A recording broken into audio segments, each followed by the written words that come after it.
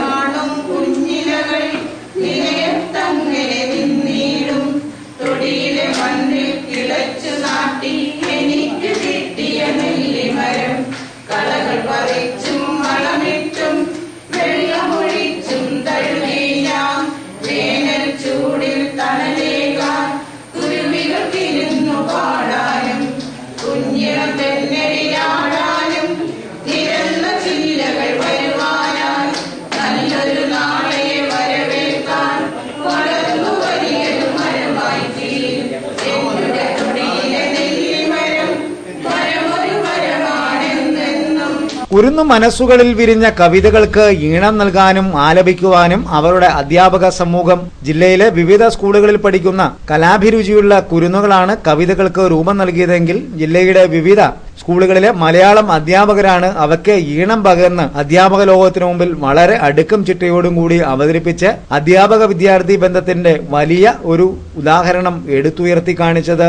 കുറവലങ്ങാട് പ്രദേശത്തെ block resource centre പ്രവർത്തിക്കുന്ന Kalathur government UP സ്കൂളിലായിരുന്നു മലയാളം അധ്യാപകരുടെ പരിശീലന ജില്ലാതല പരിപാടി ക്രമീകരിച്ചത്. ജില്ലയിലെ മലയാളം അധ്യാപകരുടെ സംഗമത്തിലാണ് പരിശീലനത്തോട് അനുബന്ധിച്ച് കുട്ടികൾ അവതരിപ്പിച്ച കവിതകൾക്ക് ഈണം പകർന്ന് പരിശീലന വേദിയിൽ അവതരിപ്പിച്ചത്. കുട്ടികളുടെ പ്രയത്നങ്ങൾക്ക് അധ്യാപകരുടെ പിന്തുണ കൂടി ലഭ്യമാകുന്നു എന്നതിന്റെ അനുഭവവും അധ്യാപക ലോകത്തിലേക്ക് സമ്മാനിക്കാൻ പരിശീലകർക്ക് കഴിഞ്ഞു. സ്കൂളിലെ ആദ്യ ദിനം പ്രകൃതി എന്നിങ്ങനെയുള്ള വിഷയങ്ങളെ അധികരിച്ചായിരുന്നു കുട്ടികൾ കവിത രചിച്ചത്. ഇവയ്ക്ക് സ്കൂൾ കുട്ടികൾക്ക് പാടാൻ കഴിയുന്ന ഈണമാണ് അധ്യാപകർ സംഘടിതരായി നൽകിയത്.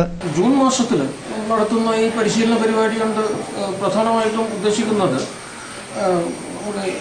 ഈ മൂല്യനിർണ്ണയത്തെ സംബന്ധിച്ചുള്ള ഒരു ധാരണ വിപുലപ്പെടുത്താനായിട്ടുള്ള ഒരു ശ്രമമാണ്. പുതിയ ഒരു കൺസെപ്റ്റ് അനുസരിച്ച് മൂല്യനിർണ്ണയം നമ്മൾ ഈ പരീക്ഷയെ അടിസ്ഥാനമാക്കി മാത്രം ചെയ്യാനായിട്ട് സാധ്യത.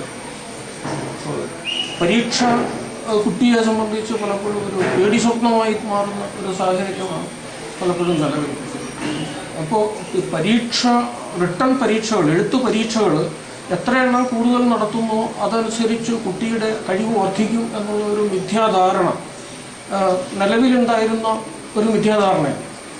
അപ്പോൾ ഈ പരീക്ഷകളുടെ എണ്ണം കുറച്ചുകൊണ്ട് കുട്ടിയെ ക്ലാസ്സിൽ ദൈനംദിനമായി ബേസിസിൽ വിലയിരുത്തി അത് രേഖപ്പെടുത്തി കുട്ടിയെ കഴിവുകളെ കൃത്യമായി പലതരത്തിലുള്ള മൾട്ടി ഫേസറ്റഡാണ് കുട്ടികളുടെ കഴിവുകൾ, ബഹുമുഖമായിട്ടുള്ള കഴിവുകളാണ് കുട്ടികളുടെ. അപ്പോൾ അത് പരീക്ഷ കൊണ്ട് മാത്രം അളക്കാൻ കഴിയുന്ന കാര്യങ്ങളാണ്.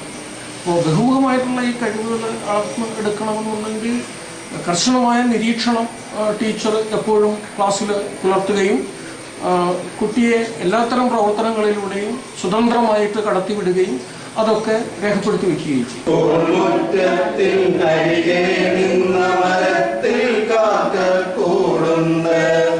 എല്ലാ കൂട്ടരും ഒരേ നിറത്തിൽ യൂണിഫോമുകളിട്ടാണ് എല്ലാ കൂട്ടരും ഒരേ നിറത്തിൽ യൂണിഫോമുകളിട്ടാണ് അവരുടെ കയ്യിൽ മഴവിൽ കുടയും തോളിൽ പുത്തൻ ബാഗുകളും അവരുടെ കയ്യിൽ മഴവിൽ കുടയും തോളിൽ പുത്തൻ ബാഗുകളും. എല്ലാവരും പൊതുവായ ചില സൂചനകളുണ്ടെന്ന് നമ്മൾ ഓരോരുത്തരും വിലയിരുത്തുമ്പോൾ അതിന്റെ ചെറിയ മാറ്റങ്ങളൊക്കെ ഉണ്ടാകും. എങ്കിലും അതിനൊരു പൊതുവായ ഘടകമുണ്ട്. അങ്ങനെയാണെങ്കിൽ കവിതയെ വിലയിരുത്തുന്നതിനുള്ള പൊതുവായ സൂചകങ്ങൾ എന്തൊക്കെയാണ്? വിലയിരുത്തൽ സൂചകങ്ങൾ അത് നമ്മൾക്ക് നേരത്തെ മൂല്യനിർണ്ണയ സൂചകങ്ങൾ അച്ചടിച്ചു തന്നിട്ടുണ്ട് സ്കൂളിലേക്ക്, അല്ലേ?